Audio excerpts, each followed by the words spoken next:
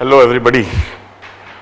मेरे पास ionic equilibrium के कुछ और प्रॉब्लम्स आए हैं जो डाउट्स हैं जिन्हें मुझे क्लास में डिस्कस करना चाहिए। एक तो 19th प्रॉब्लम, 21st प्रॉब्लम और 24th प्रॉब्लम।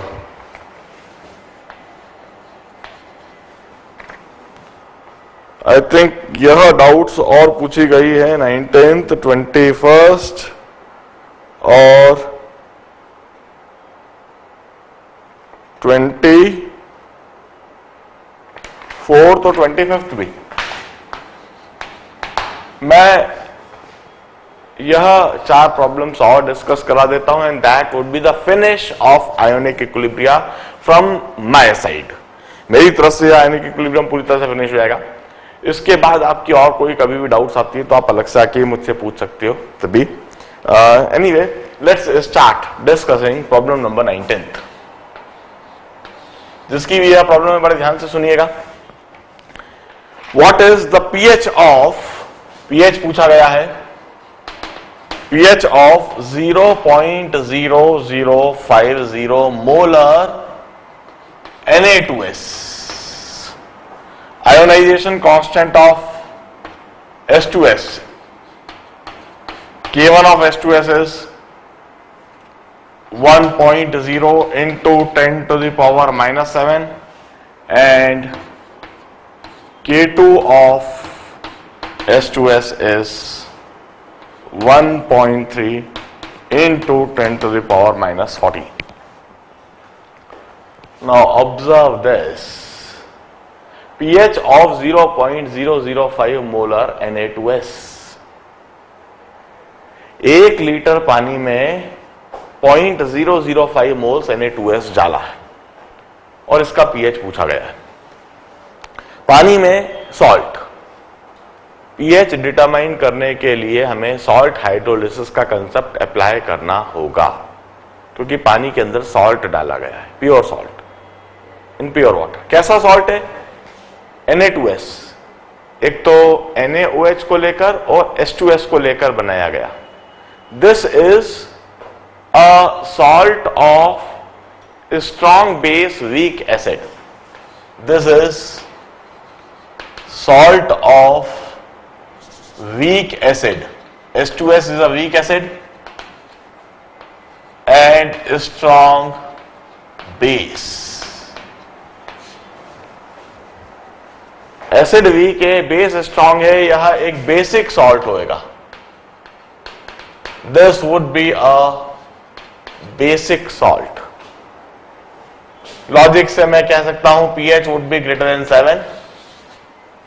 pH कहीं 10, 11, 12 के रेंज में होएगा, क्योंकि H2S बहुत वीक एसिड है, NaOH बहुत स्ट्रॉन्ग एसिड है, तो pH कहीं 10, 11, 12 के रेंज में होएगा।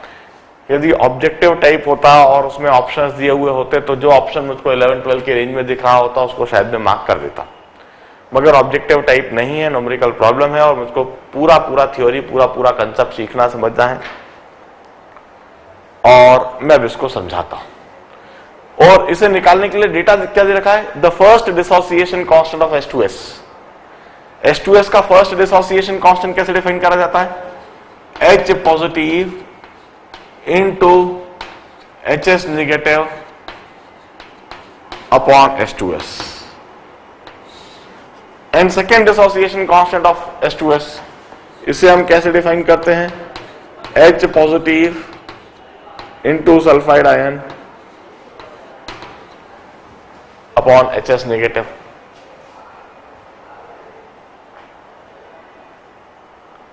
हम इस तरीके से K1 और K2 डिफाइन करते हैं। H2S का फर्स्ट डिसोसिएशन सोचिए कैसे होगा। First dissociation gives you H positive plus HS negative, तो H positive plus HS negative upon H2S। और H2S का सेकंड डिसोसिएशन कैसे होगा? HS negative giving you H positive plus sulphide ion, तो H positive into sulphide ion upon HS negative. इस तरीके से K1 और K2 दे रखा। ये तो डेटा गिवन है, इसका हम इस्तेमाल कैसे करेंगे यह सोचना है। अब देखिए मैं समझाता हूं। Na2S जब पानी में डाला जाएगा तो सबसे पहले हम कहेंगे जितना भी Na2S पानी में डाला जा रहा है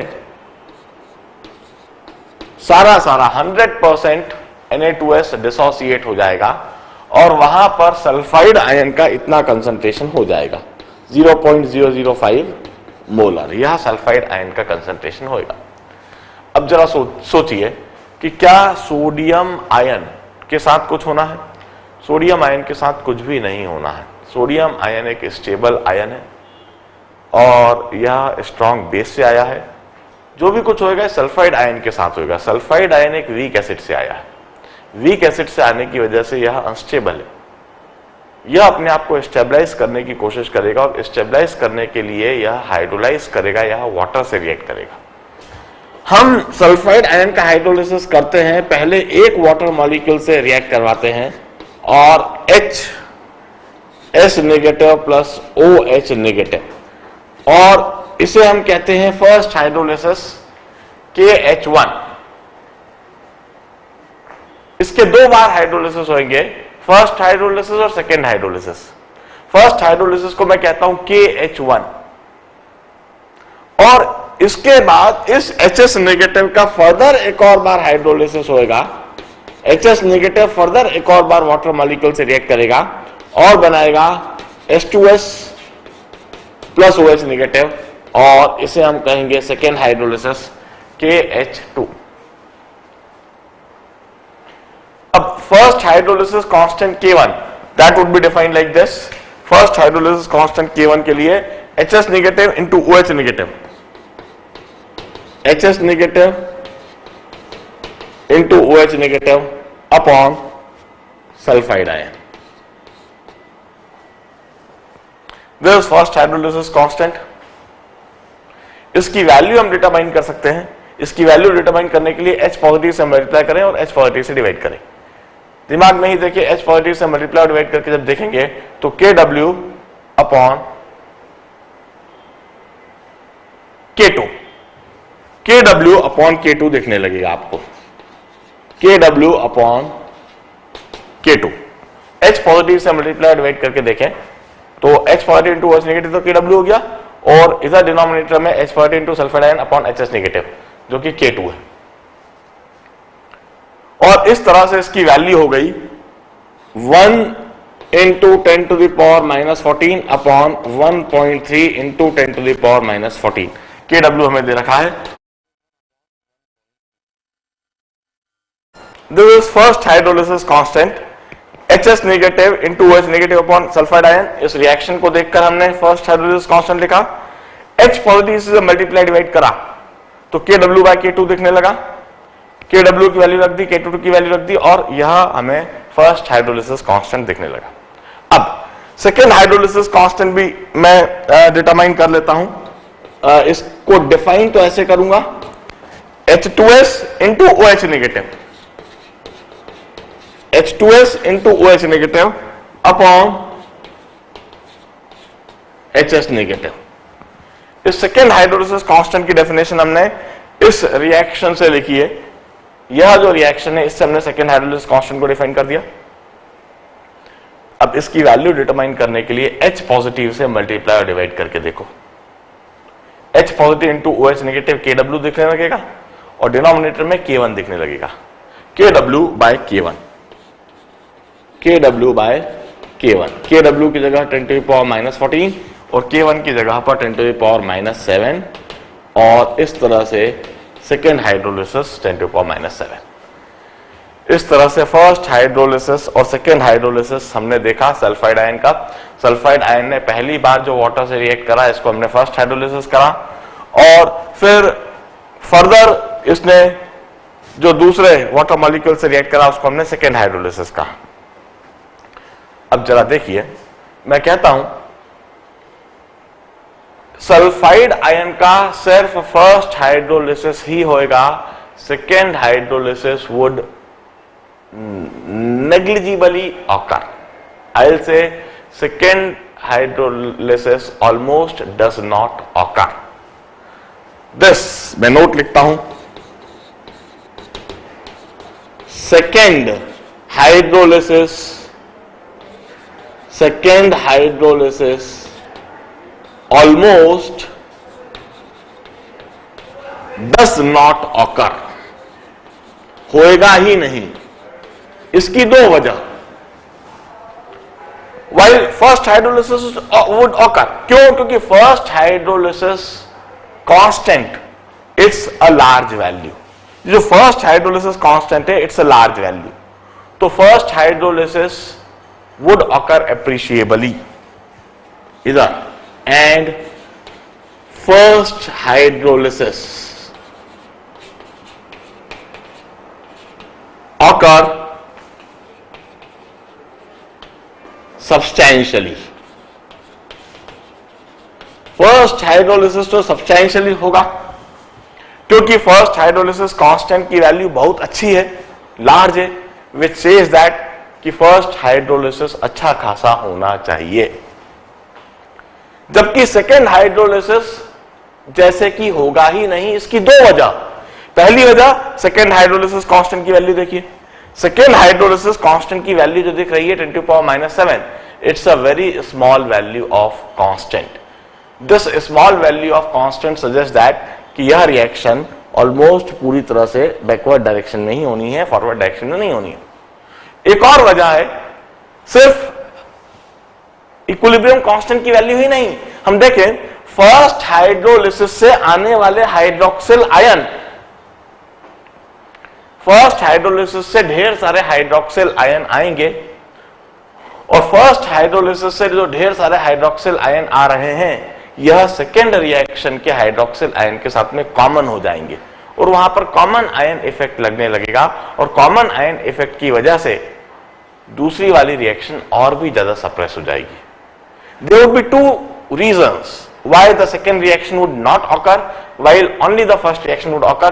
पहली रिएक्शन बहुत ज्यादा हो रही है, पहली रिएक्शन बहुत ज्यादा हो रही है क्योंकि उसका इक्विलिब्रियम कांस्टेंट ज्यादा है और पहली रिएक्शन के बहुत ज्यादा होने से हाइड्रोक्सिल आयन ढेर सारे मिल रहे हैं और पहली रिएक्शन के बहुत ज्यादा होने से और पहली रिएक्शन के से बहुत ज्यादा हाइड्रोक्सिल आयन मिलने से दूसरी रिएक्शन नहीं हो पा रही है क्योंकि दूसरी रिएक्शन के हाइड्रोक्सिल आयन कॉमन हो गए और वह कॉमन आयन ने दूसरी रिएक्शन को सप्रेस कर दिया और दूसरी रिएक्शन का इक्विलिब्रियम कांस्टेंट भी काफी कम है। इसलिए अब हम कहेंगे कि हाइड्रोलिसिस और हाइड्रोक्सिल आयन, हाइड्रोलिसिस सिर्फ पहली रिएक्शन से ही सोचा जाए, हाइड्रोक्सिल आयन सिर्फ पहली रिएक्शन से ही सोचा जाए, दूसरी रिएक्शन को हम भूल जाएंगे, इग्नोर कर देंगे।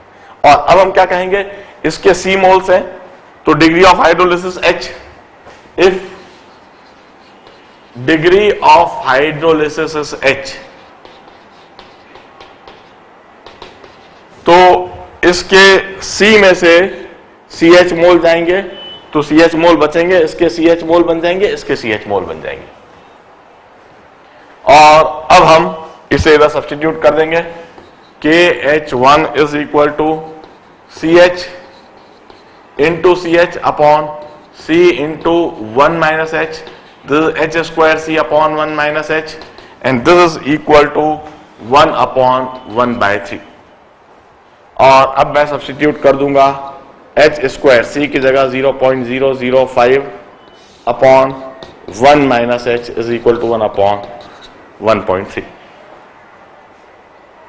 खास बात, here in this situation we cannot ignore the degree of hydrolysis। degree of hydrolysis H negligible नहीं होएगा, हम उसे इग्नोर नहीं कर सकते हैं क्योंकि इस जगह पर हाइड्रोलिसिस सब्सटैंशियल और एप्रिशिएबल अमाउंट में होगा।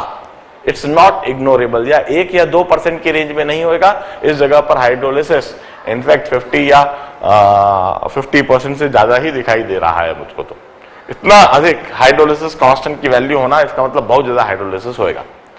और अब हम क्वाड्रेटिक इक्वेशन बनाएंगे और क्वाड्रेटिक इक्वेशन से हम एग्जैक्ट डिग्री ऑफ हाइड्रोलिसिस निकालेंगे और फिर हम एग्जैक्ट हाइड्रोक्सिल आयन कंसंट्रेशन निकालेंगे। That exact hydroxyl ion concentration is C into H और exact hydroxyl ion concentration determine करने के बाद फिर हम POH value by applying the definition of POH, that is negative log of hydroxyl ion concentration. You please calculate it. मैं सीधा answer लिख दे रहा हूं and you'll get it equal to 11.70. मैंने इस जगह पर प्रॉब्लम को सॉल्व करने का पूरा मेथड बताया है, पूरा तरीका बताया है. सॉल्व करके आप स्वयं देखिए और आंसर को वेरीफाई कीजिए. मैं एक और बार समझा देता हूं कि मैंने क्या करा है. हमसे पूछा गया था pH ऑफ 0.005 मोलर Na2S और हमें डेटा दे दिया गया K1 of H2S is this, K2 of H2S is this. K1 और K2 दे दिया गया. This was the question posted to us and this was the data given to us. हमने यहीं से सोचना चालू करा. हमने सबसे पहले कहा कि हमें क्या चीज दी जा रही है, 0.005 मोलर Na2S. 0.005 मोलर Na2S मतलब प्योर वाटर के अंदर प्योर सॉल्ट डाला गया है. 1 लीटर पानी के अंदर 0.005 मोल सॉल्ट डाला गया है. प्योर वाटर में यदि प्योर सॉल्ट हो, कोई एसिड नहीं हो, कोई बेस नहीं हो, कोई दूसरा भी सॉल्ट नहीं हो, तो वहां सॉल्ट हाइड्रोलिसिस का कंसेप्ट सोचा जाता है.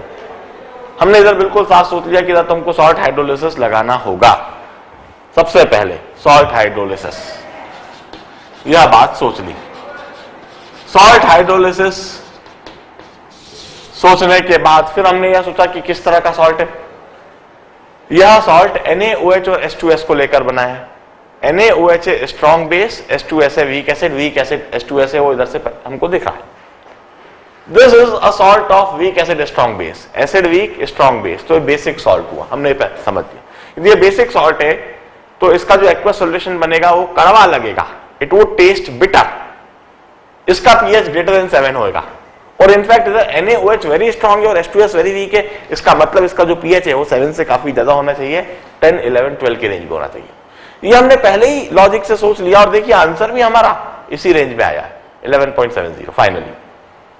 यदि ये ऑब्जेक्टिव टाइप होता तो तुम्हें यहीं कहीं मार्क कर देता, कैलकुलेशन की कोई आवश्यकता नहीं थी. मगर हम कंसेप्ट को समझने बैठे, हम थ्योरी को समझने बैठे, इसलिए इस प्रॉब्लम को करने का एग्जैक्ट मेथड भी हम डिस्कस करना चाहते हैं. अब देखिए, सबसे पहले हमने K1 ऑफ H2S की डेफिनेशन लिख दी कि ये क्या है. H2S का फर्स्ट डिसोसिएशन हमने दिमाग में सोचा और उसके हिसाब से डेफिनेशन. हमने K2 ऑफ H2S की डेफिनेशन लिख दी. सेकेंड डिसोसिएशन ऑफ H2S सोचा और उसकी डेफिनेशन लिख दी. अब फिर अच्छा, इसी बेसिस पर मैं, आपने भले ही नहीं पूछा है मगर मैं इसी समय एक सवाल कराऊंगा जिसमें मैं डाइबेसिक एसिड H2S का और फर्दर डिस्कशन कराऊंगा. पहले इस प्रॉब्लम को पूरा कर लेते हैं. इसी समय इस प्रॉब्लम के बाद में मैं एक प्रॉब्लम दूंगा, वो हम सॉल्व करना सीखेंगे. First dissociation of H2S, second dissociation of H2S, ये हमने डेफिनेशन समझ ली. फिर हमने सोचा कि ये तो गिवन डेटा है जिसको हमने समझा है. Na2S को जब पानी में डालेंगे तो क्या होगा.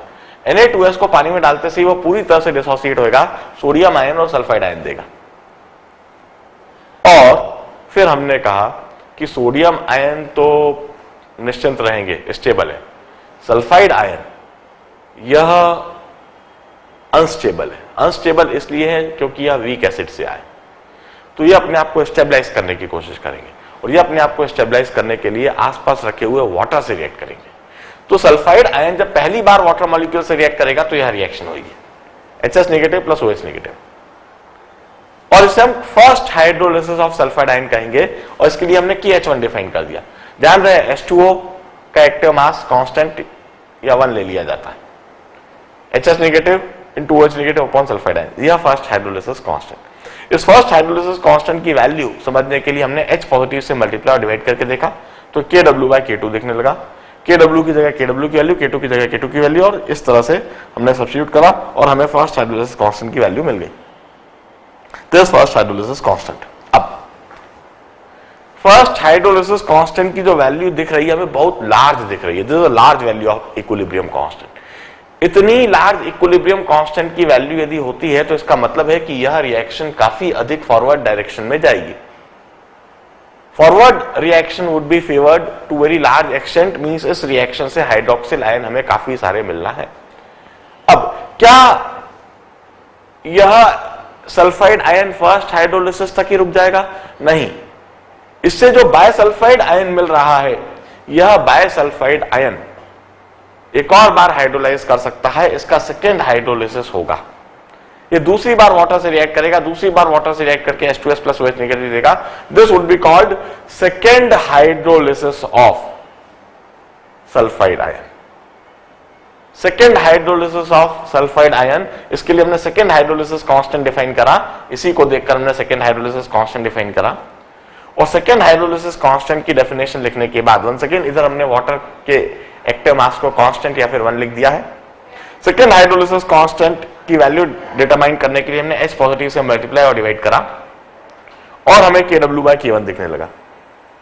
KW की जगह KW की वैल्यू सब्स्टिट्यूट करी, K1 की जगह K1 की वैल्यू, और हमें सेकेंड हाइड्रोलिसिस कांस्टेंट 10⁻⁻7 मिला। सेकेंड हाइड्रोलिसिस कांस्टेंट 10⁻⁻7 देखकर हम कहते हैं now this value of equilibrium constant is very small, which suggests us that कि यह रिएक्शन कोई बहुत ज्यादा फॉरवर्ड डायरेक्शन में नहीं जाएगी, यह रिएक्शन अधिकतर तो बैकवर्ड डायरेक्शन में, equilibrium condition, equilibrium point backward direction में शिफ्टेड दिखाई देना। अब यह बात सोचने के बाद हम कहते हैं कि दो बातें सोचिए, एक तो इक्विलिब्रियम कांस्टेंट और एक कॉमन आयन इफेक्ट। पहली रिएक्शन से आने वाले हाइड्रोक्सिल आयन और दूसरी रिएक्शन से आने वाले हाइड्रोक्सिल आयन ये कॉमन हो गए, ये दोनों कॉमन हो गए, ये एक दूसरे को दोनों सप्रेस करेंगे और दूसरा वाला पहले को तो कोई सप्रेस नहीं कर पाएगा, मगर पहला वाला दूसरे को जबरदस्त तरीके से सप्रेस कर देगा, क्योंकि दूसरी रिएक्शन कमजोर है, इसका K2 कम है। तो मैं कहता हूं दूसरी रिएक्शन तो जैसे कि होएगी ही नहीं, second hydrolysis almost does not occur, जिसकी दो वजह है, एक तो low value of equilibrium constant, दूसरी common ion effect. While first hydrolysis occur substantially, पहला जो हाइड्रोलिसिस वो सब्सटेंशियली होएगा, अच्छा खासा होएगा, आप उसको इग्नोर नहीं कर सकते, उसमें डिग्री ऑफ हाइड्रोलिसिस को भी इग्नोर नहीं कर सकते, इधर 1 - H को 0 भी नहीं कर सकते आप। Degree of hydrolysis would not be in the range of 1 और 2 और 3% और 5%, ये तो 50 या 60 या 70% के रेंज में जाएगा, इतना अधिक हाइड्रोलिसिस होएगा। अब हमने कहा कि जब फर्स्ट हाइड्रोलिसिस होएगा तो सेकेंड हाइड्रोलिसिस को तो भूल ही गए, हमने डिग्री ऑफ हाइड्रोलिसिस H मान लिया और C में से H मोल्स हाइड्रोलाइज हुए तो C - CH बचे, इसके CH और इसके CH, और हमने इधर सब्स्टिट्यूट कर दिया CH × CH × upon C × 1 - H, C cancel, H² C/1 - H। यह एक क्वाड्रेटिक इक्वेशन बन गई और इस क्वाड्रेटिक इक्वेशन को हमने बना के सॉल्व करा, सॉल्व करके डिग्री ऑफ हाइड्रोलिसिस आएगा, उससे हाइड्रोक्सिल आयन कंसंट्रेशन CH लिख देंगे, उससे POH वैल्यू और उससे POH value, I am sorry इस जगह पर बहुत बड़ी गलती कर रहा हूं मैं, POH वैल्यू जो आएगी वह 3.3 आएगी, जिससे pH वैल्यू जो आएगी वह 11.70। यह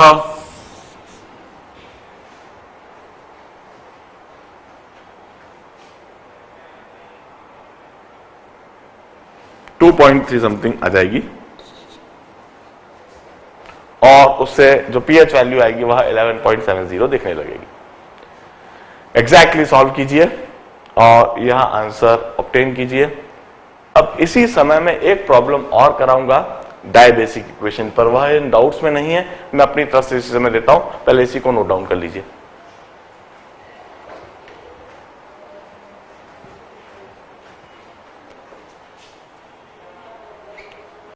ये जो अभी अभी हमने जो डाउट डिस्कस करी, इसी से मुझको एक सिचुएशन और ध्यान आ रही है, यह भी मैं आपको समझाता हूं। डायबेसिक एसिड्स का analysis, K1 of H2S is given to us 10⁻⁻7 and K2 of H2S is given to us, that is 10⁻⁻40. Based on this data, what would be pH of 0.1 molar H2S? देखिए, हमने monobasic acids को तो बड़े detail में समझा है, dibasic acids का analysis अब इधर हम देखते हैं कि कैसे करा जाए। पिछले डाउट डिस्कशन में मैंने hydrolysis of salt of dibasic acid वो समझा दिया, पर वहीं से मुझको क्लिक हुआ कि चलिए यह भी समझाया जाए। 0.1 मोलर H2S, 0.1 मोलर H2S मतलब 1 लीटर पानी में 0.1 मोल H2S के हैं और उसका हमें pH बताना है। यह एक डाइबेसिक एसिड है और इसका K1 और K2 दिया हुआ है। अब देखिए H2S का फर्स्ट डिसोसिएशन होएगा इस तरीके से, H2S would give you H positive plus HS negative और इस रिएक्शन के डिसोसिएशन कांस्टेंट को हम first dissociation constant of H2S कहेंगे and it's H positive into HS negative upon H2S और इसकी वैल्यू दी हुई है 10 to the power -7। This is the first dissociation of H2S. This is the first dissociation constant of H2S. This is the definition and this is the value. अब इसके बाद H2S का second dissociation भी होगा। H2S का second dissociation भी होगा और H2S के सेकेंड डिसोसिएशन के इक्विलिब्रियम कांस्टेंट को हम सेकेंड डिसोसिएशन कांस्टेंट कहेंगे। इस तरीके से H2S का सेकेंड डिसोसिएशन होगा, जो बायसल्फाइड आयन मिल रहा है या फर्दर डिसोसिएट होकर H positive ion sulphide ion देगा और इसके इक्विलिब्रियम कांस्टेंट को हम सेकेंड डिसोसिएशन कांस्टेंट कहेंगे और यह होगा H positive into sulphide ion upon HS negative and this is equal to 10 to the power -40. This is second dissociation of H2S. This is the second dissociation constant of H2S and there is the value which is given to us. अब हमको सोचना है कि pH कैसे निकाला जाए।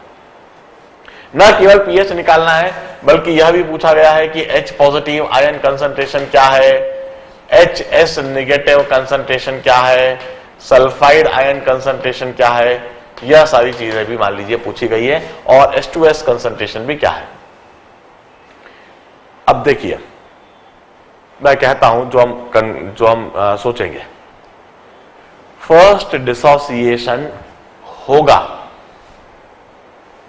10 to the power -7 value देखकर मैं कहता हूं बहुत कम होएगा मगर कुछ होगा।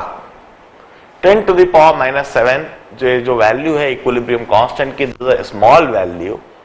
Looking at this small value will say that H2S would be negligibly dissociated, yet कुछ डिसोसिएट होएगा, कुछ H पॉजिटिव और कुछ HS नेगेटिव मिल जाएंगे। अब जरा सेकेंड डिसोसिएशन के बारे में सोचो, क्या दूसरे रिएक्शन के according HS negative further dissociate होएगा? इस इक्विलिब्रियम कांस्टेंट को देखो, this is a very very small value of equilibrium constant. Looking at this very very small value of equilibrium constant, we conclude that second reaction would almost does not occur. दूसरी reaction तो जैसे कि होएगी ही नहीं। दूसरी reaction नहीं होने की एक और वजह है, कॉमन आयन इफेक्ट। भाई पहली रिएक्शन से आने वाले H पॉजिटिव आयन वह दूसरी रिएक्शन से H पॉजिटिव आयन को आने से रोकेंगे। क्योंकि पहली रिएक्शन हो गई है और पहली रिएक्शन से ढेर सारे H पॉजिटिव आयन ऑलरेडी आ चुके हैं, वह H पॉजिटिव आयन कंसंट्रेशन इधर भी न्यूमरेटर में दिखाई देने लगेंगे और वो दूसरी रिएक्शन को और भी नहीं होने देंगे। इस वजह से दूसरी रिएक्शन जैसे कि होगी ही नहीं और वहां पर H पॉजिटिव आयन, यहां मैं नोट के रूप में लिखता हूं, नोट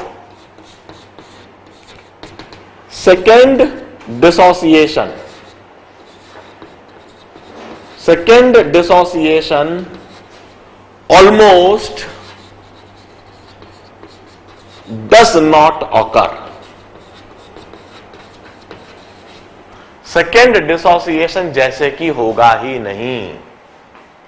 इसकी दो वजह कॉमन आयन इफेक्ट, पहली रिएक्शन से ढेर सारे आने वाले H पॉजिटिव आयन दूसरी रिएक्शन से आने वाले H पॉजिटिव आयन को रोक रहे हैं, सप्रेस कर रहे हैं, आने नहीं दे रहे हैं। और दूसरी बात, दूसरी रिएक्शन का डिसोसिएशन कांस्टेंट भी इतना कम है, वो भी इस रिएक्शन को नहीं होने देता।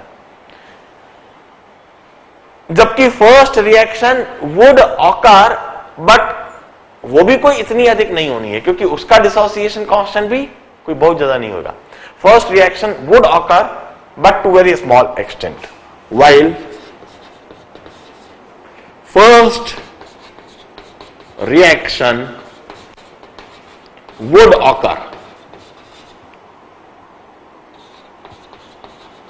to a very small extent। पहली रिएक्शन होनी है मगर वो भी कोई बहुत ज्यादा नहीं होनी है, क्योंकि उसमें भी डिसोसिएशन कांस्टेंट की वैल्यू काफी कम दिख रही है। मैं कहता हूं H2S would appear as if undissociated। H2S का जो कंसंट्रेशन है वहां इवन आफ्टर डिसोसिएशन 0.1 मोलर दिखाई देगा। It's almost undissociated or it's negligibly dissociated। Since it's negligibly dissociated, मैं ऐसे लिखता हूं, since it's negligibly dissociated,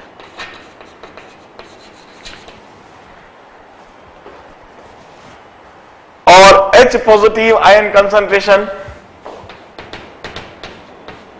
would be nearly equal to HS negative concentration। जितने H पॉजिटिव पहली रिएक्शन से आए उतने ही HS नेगेटिव पहली रिएक्शन से आए, और दूसरी रिएक्शन से कोई HS नेगेटिव आ नहीं रहे, दूसरी रिएक्शन में कोई HS नेगेटिव जा नहीं रहे। अब मैं इस कंसेप्ट को इधर लगा देता हूं, इस जगह पर यह लिख देता हूं, first dissociation constant H positive की जगह पर X, this is let us say this is equal to X, so X into X upon 0.1, or it implies that X square is equal to 10 to the power minus 8 or X is equal to 10 to the power minus 4, or H positive ion concentration 10 to the power minus 4, HS negative concentration be nearly 10 to the power minus 4, H2S concentration 0.1, or hence the pH value is 4। इस solution की pH value 4 दिखेगी। H positive 10 to the power minus 4, HS negative 10 to the power minus 4। अब sulphide ion concentration कितना होगा? Sulphide ion concentration can be determined by applying this equation. इस equation को apply करके मैं सल्फाइड आयन कंसंट्रेशन लिख सकता हूं, K2 is equal to H positive into sulphide ion upon HS negative. H positive और सल्फाइड आयन लगभग बराबर है, इसलिए कैंसिल हो जाएंगे, और वहां पर जो सल्फाइड आयन कंसंट्रेशन दिखने लगेगा that would be 10 to the power minus 14। Hence sulphide ion concentration is 10 to the power minus 14। आप जरा सोचिए कि sulphide ion concentration 10 to the power minus 14, इसका मतलब दूसरी reaction 10 to the power minus 14 moles per litre हो रही है। इसका मतलब हो ही नहीं रही है, इसका मतलब दूसरी रिएक्शन की ऑकरेंस को आप 0 बोल सकते हो। इसका मतलब दूसरी रिएक्शन से आने वाले H पॉजिटिव भी 10 टू द पावर माइनस 14 है, जिसको हमने इग्नोर कर दिया, जो कि बिल्कुल सही करा। तो यह जो हमारा कंक्लूजन था यह बिल्कुल सही है। बड़े ध्यान से इस प्रॉब्लम को देखिए। In this problem I had illustrated the analysis of a dibasic acid. इस तरीके से हम डाइबेसिक एसिड का एनालिसिस करते हैं। Please note it down.